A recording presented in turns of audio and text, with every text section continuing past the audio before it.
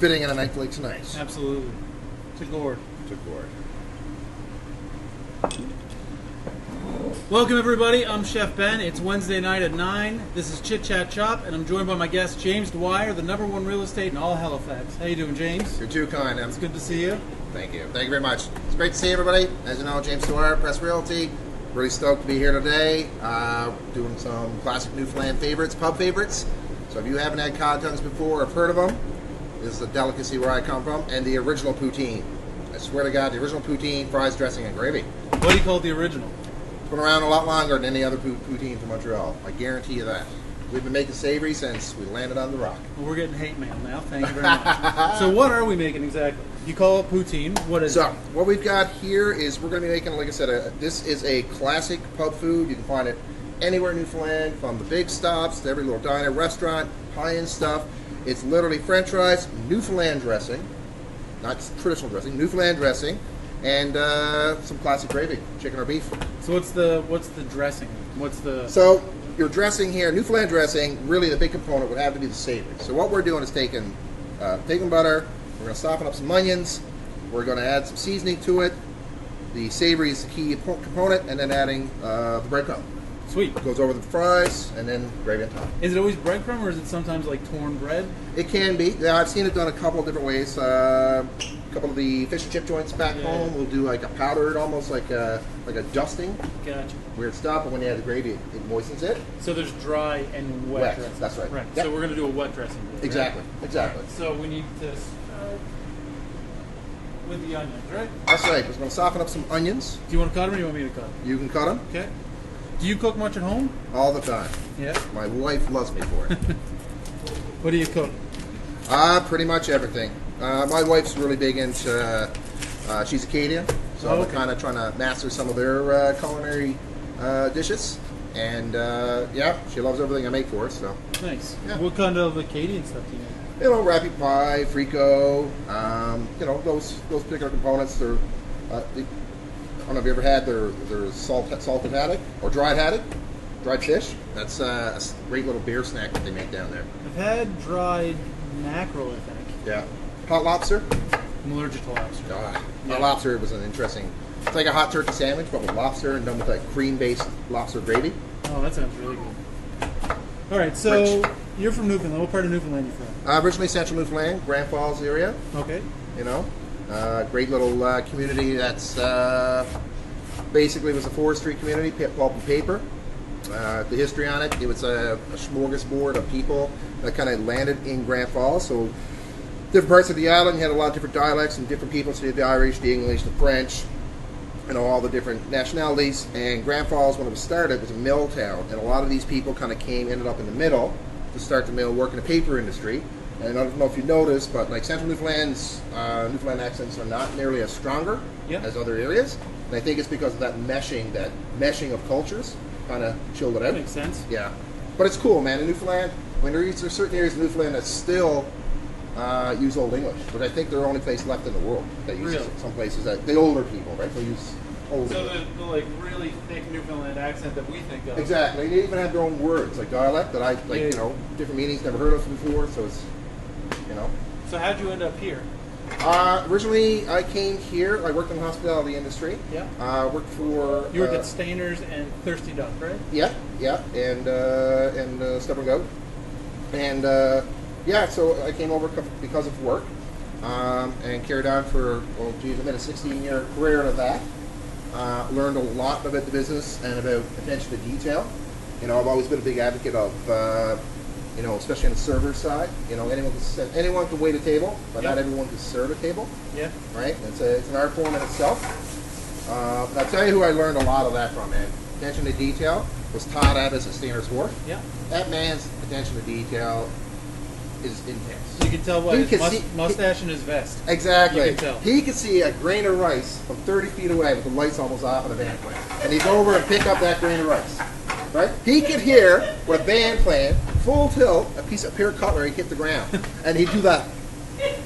Right? Grab a cutlery, track him down, and then go, here you go.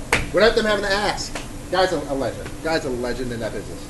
So how does, obviously, like the service industry trains you to give good service and to like really push the customer's benefits Yeah. more than anything else, right? That's So right. is that how you kind of got into real estate then, that transition? Yeah, definitely. A lot of the elements in the hospitality industry, I think, relate well to the real estate industry. You said that a lot better than I did. Fundamentally, I think for it, especially when you're serving tables, or even if you're working in the kitchen, timings and being able to sense and interpret people's body language easier, better, would definitely come from the service industry. So it translates really well to real estate because you see those details, you see those little nuances, and you can totally do well under pressure. Because real estate can be a little bit high pressure at times, Well, it's especially when you're big money, negotiating. right? Yeah. And that prepares you for that, to be able to handle those situations a lot better. Makes sense. Yeah. Melissa's on. What's that? Money Blends is on. Hey, Melissa! Woohoo! I have more questions. See, last week was the first week I had questions written down. And this week I actually have them on my phone. No worries, We're no moving worries. along. So, in the intro, I said that you were the #1 real estate agent in Halifax. Right. And I didn't make that up. That's on Yelp, you're rated as the #1. Yes, yeah, I have a strong web presence. So how'd you get there? Well, for me, First of all, how long have you been a real estate agent? I've been licensed for 6 years. Okay. I really kind of, where I am now with Francis McDonald, which is a broker, I really felt that obviously through a lot of hard work, I built my business in a very fast, in a very rapid way over the last 4 years with him. So, it's important, right? So it's mostly just like, So for me, online stuff, yeah, I'm a big advocate. When I started real estate, it was kind of like the advent of social media. It was just kind of getting going to a certain extent, especially like with Facebook pages. And I can remember certain educators and trainers and stuff like that at the time saying social media is not where you're going to get business. You're wasting your time in social media. And I looked at it and said, you know what? No, because when I looked at the demographics in Halifax at that time, when I started this about 5 years ago, I said, you know what? It's going to have to be a lot of work to get to that point when they're at that age where this stuff's going to start making sense to them. So that's when I started my shows, and then kind of when I said, you know what, this is really working, I went all in on that. I said, you know what, I'm going to try to become the best at what I can do in social media, and really capitalize on that, and then figure out ways to address other areas. so when you started, you weren't really aiming at the people who were buying houses then, you were aiming at the people who are buying houses now. Exactly. The people that grew up with Facebook, whereas we're of the generation where Facebook was brought to us at a certain time. So people that grow up in it, there are certain behavior patterns within social media that are a lot different than older generations. A lot different. Those that grow up in it, I find, just little tidbits that are from my experiences. They don't like external links. They don't like to leave Facebook, that sort of stuff. So, I really went all in on it. I did. I focused on Facebook page, my business page. I got that off the ground What is really your Facebook fast. page? Real Estate NHRM with James Dwyer. It keeps running away. And that was a big a big component for me. And then just the behavior patterns of all my platforms, right? I just kind of looked at it and said, how do I be me, rather than buy this house, buy this house, buy this house. I want it to be, hey, I'm James Dwyer. This is who I am. This is my life. This is my daughter. This is my wife. This is your cooking show that I'm a guest on, right? You know what I mean? Like that was kind of my whole thought behind it. And it's done really, really well for me. Yeah, in a big way. Consistency. That's the secret. We've got Manon Gilroy. Oh, And then we Manon! have Chris Strub here, who's one of the biggest Snapchatters around in the world. Just joined on. Oh, cool. Chris, he's a big charity guy. Hi. Hey, Chris. Fantastic guy. Hey, Chris. He was in Canada for the first time yesterday. Oh, cool. And he just got back in Michigan. Oh, nice. Welcome, Chris. Living in Michigan and Welcome. never with Canada before. No, he was in Michigan. He's back in Michigan. Gotcha. Okay, so I have the onions. They're almost Yep, ready. yep. I'm going to get you to make the batter for the fish real quick. Yep. So we're going to use a nice imported beer, Molson Canadian. No Black Horse, eh? No Black Horse. That's Is that okay. what we should be using? Black Horse is a key, yeah. Yeah. I'll remember that for next time. So you want to just mix that up. Yep. And I'll keep an eye on the onions here. So your whole kind of approach to real estate is a community-based approach, right? Like you're not. That's right. I'm a strong believer that I think that with real estate, when I got into it, I said, I'm not trying to change how the game works. I just wanted to find my way of doing it. And so I'm a big advocate that, we got to kind of bring value to the table, Yeah. right, to all our clients. We got to find ways to really bring value to negotiate for them, to provide clients with as much information as I can find for them to make smart decisions. And you know what? If that smart decision leads to no, I don't want to buy this house, that's fine with me, because at the end of the day, you got to do what's right, and you got to do, what's best for the client, right? And like any business, you get like servers, right? You get people that take orders, and you get people that serve tables. Yep. And that's my approach when it comes to real estate.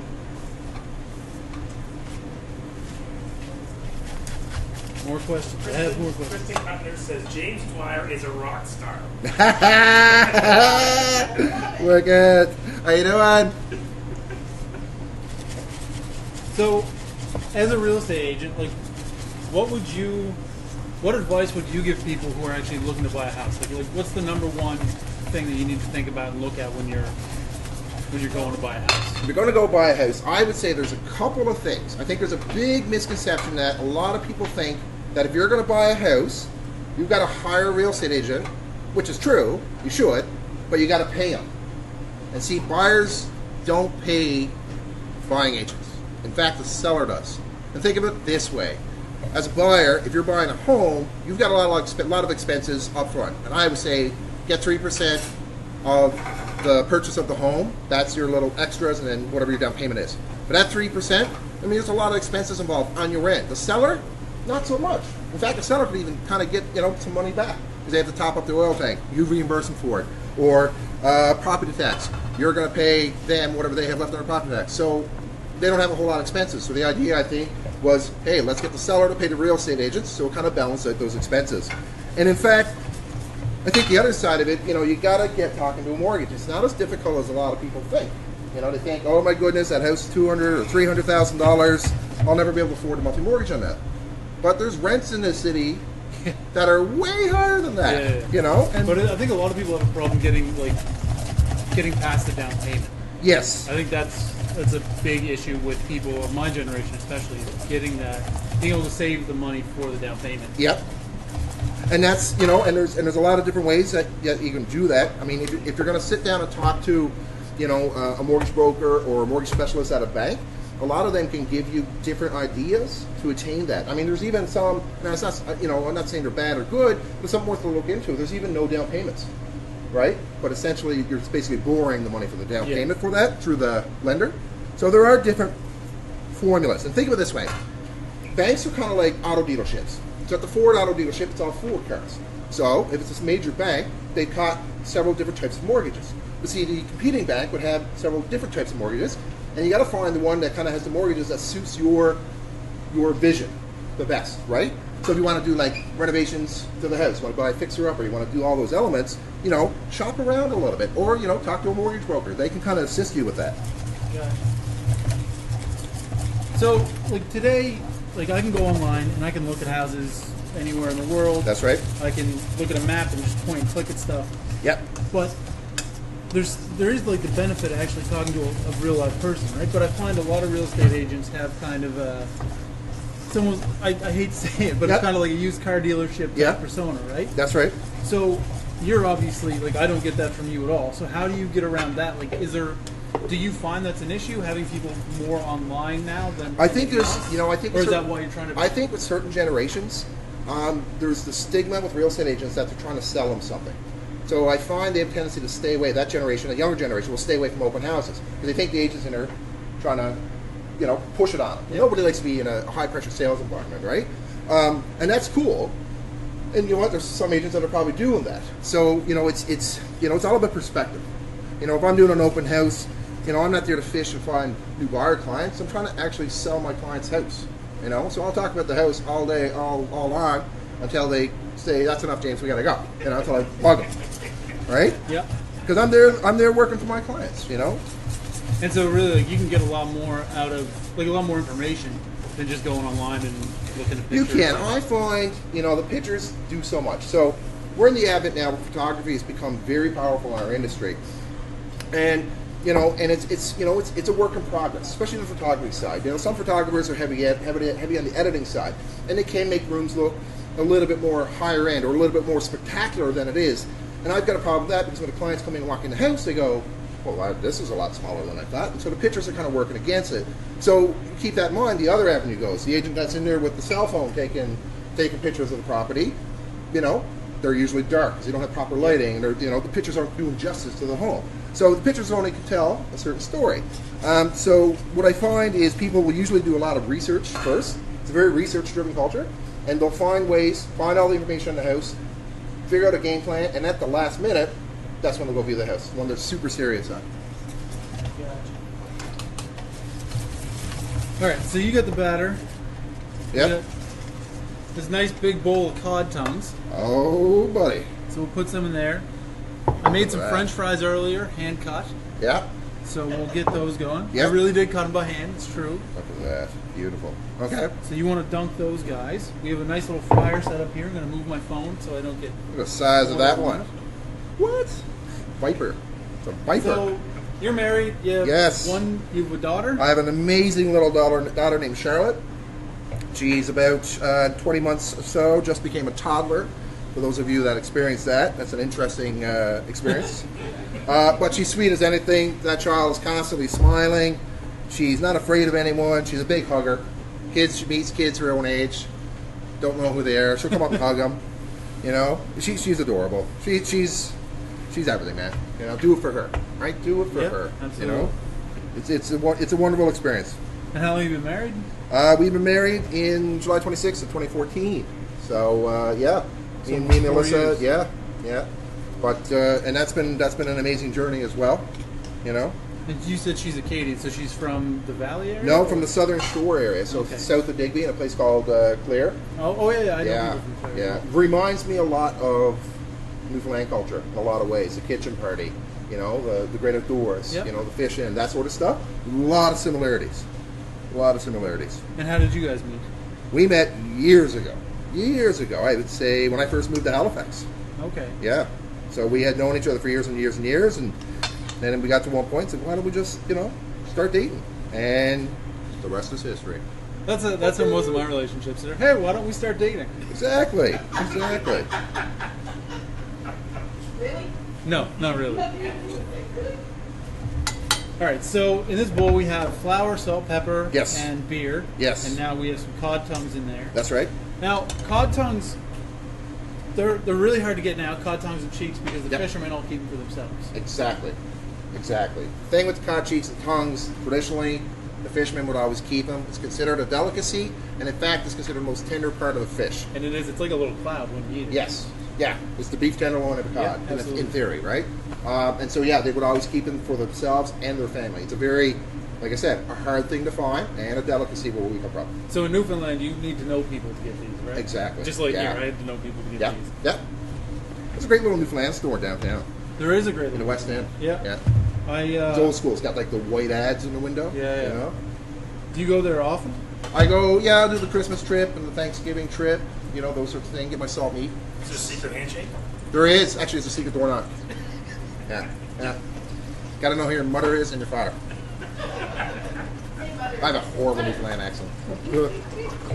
Sorry. So this is pub food, right? Yeah, this is classic pub food. Newfoundlanders, yeah, we like a lot of fried food, man. Who doesn't like a pub Right? food? Deep fried cod. I've seen deep fried bologna. Yeah. Right? Now, there's a variation on this Newfoundland dish, the fries, dressing, gravy. I've seen it with deep fried wieners. I've seen it with hamburger, like ground beef. Yeah. I've seen it with turkey, peas. Yeah. Okay. A lot of influences in there. So if this is a pub dish, you probably wouldn't have eaten it as a kid, right? Not this exactly. Well, no. I mean, you get them at well, pubs. this is Newfoundland. Who knows? There's no children in pubs? In Newfoundland, you get them in the pubs, and you get them in every fish and chip joint that you can find. Even you'll find them in, like, for me, locally, God bless Mary Brown's. Like, Mary Brown's makes it. The only spot I can find. Shout out to Mary Brown's. We were talking about that earlier. That and Frida's Fish and Chips up in Bears Lake. Hands down. the Go best. Frida. Yeah, yeah. And tonight, kitchen or arcade. Kitchen Exactly, rotator. exactly. What else would you eat as a kid, like on Newfoundland? Is there anything like really specific to Newfoundland? Well, that you got the or cooked don't dinner, have? right? Cooked Yeah. dinner. You got the Is that like boiled dinner? yeah, theoretically, you got the salt meat, turnip, peas pudding. You get the split peas, put them in the little bag. You throw them in with all the salt meat and the Oh, vegetables. that's actually a really, really old dish. Yeah, Really so you old. take it out, scoop it all out after it softens, throw it in a bowl, a little salt, pepper, maybe a little butter, whip it. You got to get it whip it real good. Yeah. That's like Newfoundland is the only place in the world you can get that. It's like a 17th century English dish. Yeah. That's crazy. Incredible good. I make it every Thanksgiving, every Christmas. I'm pretty sure I'm the one that eats it. The entire bowl. It's for me. It's my thing. So that's a big part of it. It's yellow peas usually. Yeah, too, split right? peas. Yeah. Same idea as making like pea soup. Yep. Yeah. So that's the only variations. You get the salt meat. Oh, and another great Toutons are hands down the greatest breakfast bread you'll ever have in Newfoundland. If you ever get the opportunity, get Toutons. What it is, it's bread dough. It's bread dough after risen and all that kind of stuff. You take it, cut it up, you roll it out, and you pan fry it. Oh. So it gets really golden crispy on both sides, and it's light like a feather, or light like a pillow inside. And we either top it with butter, molasses. Those are two traditional ones, or like chutneys and stuff like that. Yeah. Gorgeous, and you can get them anywhere. Like the big stop deep fries them, so they're bigger on the plate. It's crazy. They're so good though. It's a savory breakfast item. You'll get it in every Newfoundland breakfast. Well, now I'm going to Newfoundland. Oh my god, so good. Toutons, that's where it's at. Toutons. Toutons. Toutons. Oh, I didn't know what you said at first. I was like, oh, now you said Toutons. I understand. Yeah. Is it normally like fried in bacon fat or? Yes, yeah, it is, and it's yeah. I've seen it deep fried. I've seen it done a whole whack of different ways, but that's a great dish. But like I said, cooked dinner, you get your turkey, your salt meat, your turnip, your split peas, your peas pudding that is, and that's a classic. Lots of Newfoundland dressing, dry and wet. Some people don't like it wet. That's inside the bird, right? The Yeah. turkey. So it's not stuffing because it's not in the bird. It's That's right. dressing. That's right. Yeah. Gotcha. Now I find it weird because I did, like you told me about this dish, and I did some research, and most of the research said beef gravy. Yeah. But it's like to I me, know. like to hear stuffing Yeah. is always, or dressing is always like a turkey, Like a thing, poultry right? gravy, right? Yeah. But that's classic. That's from the old. That's from classic the old Newfoundland. hockey rinks. That's the old hockey rink gravy. So That's it's like where the that comes from. brown, the brown gravy. The real dark stuff, right? It's like a salt lick in a yeah. Comes in a powder. Add water, Yeah. and then they cook it for days until Yeah, it turns into a thick, heavy. Sits in a steam table. That's right. That's right. All right. So how do we assemble this? I actually baked Okay. some, but I also did stuff that I just made. It's probably not. Bring that over. So I'm assuming this wouldn't normally be baked. The dressing. No, as long as it's like I said, if it's a bit wet, wet's key, right? So this one, yeah. This one. So I added a little bit of beef stock to that as well. Just get the wetness. Can I have Yeah. a couple spoons, please? Thank you. You don't have. You got all these other guys. You don't have a spoon. I guy? don't have a spoon guy. That's a luxury, man. That's a luxury.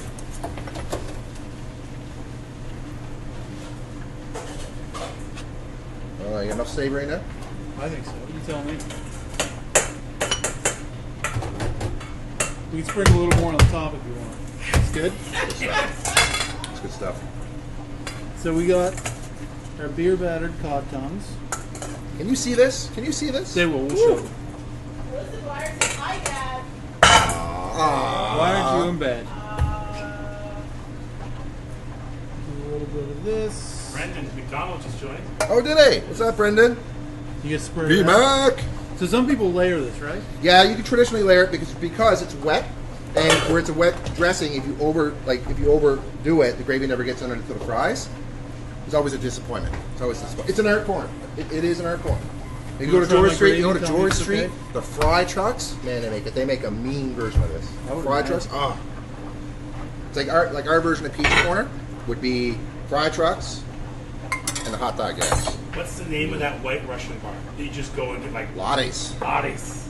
It's the home of the White Russian. A lot of misspent youth. No Oh, we need complaints. some forks too, actually. And no Newfoundland meal is complete without some birch If you don't know what birch beer is, this has got to be the greatest stuff on the planet. It's like an unsweetened cream soda. This stuff is the bomb. You know how hard this is to find? Buddy, cheers to that. Cheers. All right, we So got good. So good. The timing here is impeccable. Can I just say, your timing today is just I'm working on it. impeccable. I mean, it's getting better. I got questions written on my phone, and timing's getting better. Look at that. Look at that. So I'm going to ask you a question. So James and I are probably the same generation. What did Gord mean to you, Gord Downie? In our generation, I think what he did and what the band did was a theme song for an entire generation of Canadians. There was not a song that didn't fit any experience in life. Whether it was joy, sad, motivated. Like, yeah, he was our bird. He was our bird. Great storyteller, musician. Yeah, powerful man. This is where it's at. What? I'll tell you a secret now. Yeah. You ever hear Chess's Fish and Chips? Yes. All right, Chess's is like a franchise in Newfoundland. It's a fish and chip joint. Chess's, CHEZS. Anyways, so what they do with their fries, they have a secret blend. It's a secret blend, right? And what they'll do is they'll they'll soak the fries overnight in this brine. And so what it does, it pulls out the starches and replaces it with more sugars. So you get these really dark brown. Yes, it'll burn a little bit. Yeah, really dark brown fries, and that's so a lot of like the different venues there will do like a brine on their fries. It's kind of like a trademark there.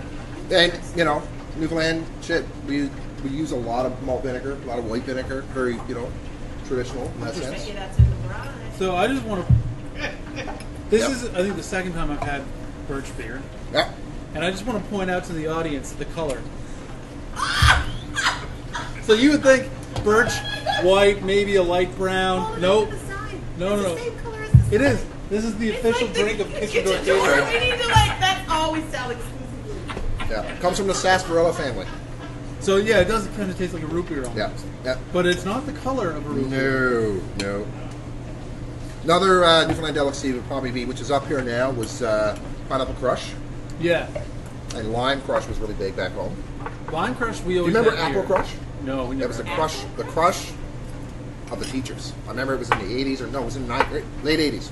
Apple crush, a short run, but Why does Newfoundland get all these weird crushes and we don't? Yeah, like Is crush it's a from very Newfoundland? small part of We got- the world. we got a lot of cool things. Man, we got Browning Harvey? Yeah, Browning Harvey, which is like one of the original Pepsi manufacturing facilities in Canada. Really? Yeah. So you See, just Newfoundland's an don't- island, right? So Yeah. everything you got to do there. Wait. Newfoundland's an island? I'm saying it is an island, mind blowing, right? It is an island, and a lot of stuff back in the day had to be made on the island. So we have very distinct things like, our beer bottles. You would call them stubbies here.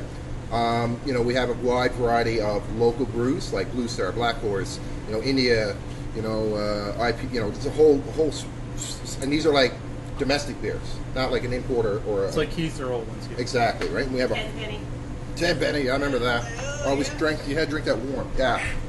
Anyways, so they had this whole. So everything in Newfoundland is done just because it's not. You got to localize it there. It doesn't make any sense back in the day to be bringing it all in. So a lot of stuff got made there, right? Gotcha. And savory was one of the things that grows like a weed there, and baked apples. Yeah, because savory is actually like a maritime Yeah. Atlantic thing, right? Like Yeah. it's not everywhere. No. And it's summer savory. If you're wondering what savory is, it's summer savory. It's what- Memories of home. Awesome. Memories of home. Best. Well, I think that's it. Does anybody have any questions or anything? There's no questions. This is good. You gotta have. Did you have one of these? I did, yeah. They're delicious. You want one? No, I'm good. Hot dog? No, well, afterwards we gotta do some. We gotta take a picture afterwards, so we'll make sure we finish it off really good. So was it always cod cheeks? Cheeks and tongues. It's always Always. cod, though, right? Yep. Always cod. Always Yeah, cod, yeah. Newfoundland, yeah. Yep. But you wouldn't just take like the regular fillet. Always. You remember, like back in the day, Newfoundland cod was 4 feet, Oh, I 5 feet, remember. 6 feet Yeah. long, right? So a cheek was Huge. Massive. It would have been like a like the tongues. dinner plate. I think like this is an example you'd see. Well, that's 2, I think. Yeah, but that one right there, right? I've seen these. The bigger they get, the more gelatinous they get at the back end, and when you fry them, it's a little surprise. That's why I like it small. That's a joke. I like it small. That's a joke, man. I'm not touching that. Yeah. No, it's odd. It looks all the same color, but it looks. So very tell me appetizing. about your place here to my audience. So what is Kitchen Door Catering all about? Reverse. I got a mouthful of coffee. He's totally switched I wasn't prepared for this. Oh my God. Well, let me get my questions. You got a whole set of questions. We're all about really good, handmade, rustic, high-end rustic food. Like, really, that's what we do. Yeah. And we do a lot of off-site events. We do cooking classes. We do corporate deliveries. We do corporate parties. We'll do anything. Small, medium, and big? Yeah, absolutely. Like, we did an event this summer for 1,000 people a day for 2 weeks. Wow. Like 3 meals a day. Like, we can do anything. You still have a Twitch from that. Yeah, I do have a Twitch. I would say, man. We can do anything. I can remember. We still I get can the remember PTSD, working at but I we remember do it. working at Mile One Stadium one year, and we made sandwiches for a trade show. We had to make 30,000 sandwiches. 30,000 4 or sandwiches. 5 of us. It took us Oh like my 14 God. hours. Anyways, I know the Twitch. Yeah. The Twitch. So we do everything, but our specialty is really like high-end, casual, rustic food. Yeah. Nice. Yeah, that's what we specialize in. And we have we have a retail shop here where you can come and get like grab and go items or meals to throw in your freezer or anything, and they all come in black oven-safe containers that you can just pop in your oven. So for the busy on-the-go Yeah. person, Exactly. bail them out of a good meal, they come here. I have the best boss in the world. Her name is Ginger. Oh! Dang. Not happy. Cool. I like it. We'll have to get Francis, Brendan, if you're still there. We'll have to get Francis to give him a call, have a talk. Sure. Right. Yeah. We'll Absolutely. do one off our waterfront patio that we got down in Bedford. Oh, nice. Nice. Do you have any open houses or anything coming up that you want to? No, I do got a great new listing that I'm filming tomorrow. It's going to be at 551 Catch Harbor Road. Got it all signed up today. So myself and Atlantic Aerial Works, my photographer Tommy Melanson, and myself with all my video gear. We're going to go out and do something really, do our standard stuff and do some really different things as well, because this property is amazing. Awesome. It's like a glorified A-frame with like an east and west wing. Like you'll see. It's Check it a out. gorgeous property. Yeah. And they'll see that on Press? Or? Yep, Press and my page at Real Estate and HRM with James Dwyer. Perfect. Well, I think that's the show. James, thank you so much for coming. Thank you for having me and bringing me back to my roots. No problem. I appreciate that. What? We're going to calm down, woman. Jesus. It's like he forgot. It's like he forgot. This is what happens when the boss is here. It's always blah, blah. Oh, now you're And it's in her trouble. It is her birthday tomorrow. Not till tomorrow. So remember tomorrow to go on Facebook and wish Patty a happy birthday. Oh, God. She's 29. It's going to be fantastic. Guys, thank you so much for watching. If you remember Chef Mark from last week, we're going to have a big announcement coming up later on this week about him and I, because we've been kind of butting heads and we want to see who's better. So Fighting word. there might be some kind of competition coming up in the near You're future. doing like an Iron Chef vibe kind of thing.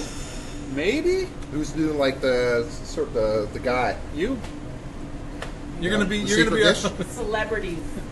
Oh, I love it. Butter! Yeah. I love that guy. I love that guy. Love that guy. Guys, thank you so Yes, much. thank you very much. I'm Chef Ben. This is James Dwyer. Follow him on all the social medias. He's everywhere. Twitter, Instagram, and Facebook. But then again, most of you already know that. Snapchat. Snapchat. That's right. So James, we always end the show in the most ridiculous way possible. Okay. Where we have to say chit chat shop 5 times fast. We do. And That's it's super fast. very, very difficult. Are you I'll gonna juggle juggle? it. No, I'm not gonna do I'll juggle. We'll all juggle. Do one it and say chit chat chop. Chit chat shop. Chit chat. You got to do it with me though. All right. 1, 2, 2, 3. 3. Chit chat shop. Chit chat shop. Chit chat shop. Chit chat shop. Chit chat shop. Chit chat chop.